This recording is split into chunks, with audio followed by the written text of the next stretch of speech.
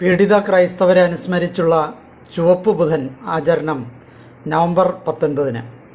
ക്രൈസ്തവർ നേരിടുന്ന മതപീഡനത്തിലേക്ക് ആഗോള ശ്രദ്ധ ആകർഷിച്ചുകൊണ്ട് പൊന്തിഫിക്കൽ സന്നദ്ധ സംഘടനയായ Aid to the Church in Need ACN ആരംഭം കുറിച്ച ചുവപ്പ് ബുധൻ ആചരണം വീണ്ടും ഈ വർഷം നവംബർ 19 ബുധനാഴ്ചയായിരിക്കും റെഡ് വെനസ്ഡേ ആചരണം നടത്തുന്നത്.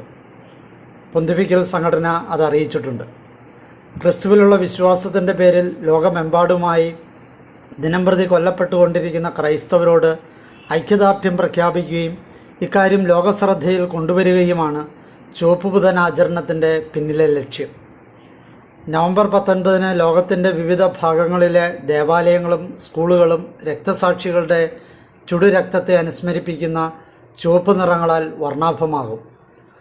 ക്രൈസ്തവരുടെ നേർക്കുള്ള മതപീഡനങ്ങൾ വർദ്ധിച്ചുകൊണ്ടിരിക്കുന്ന ഈ കാലഘട്ടത്തിൽ ACN ആരംഭം കുറിച്ച റെഡ് വെനസ്ഡേ ആചരണത്തിന് വലിയ രീതിയിലുള്ള പിന്തുണ ആഗോളതലത്തിൽ ലഭിക്കുന്നുണ്ട്.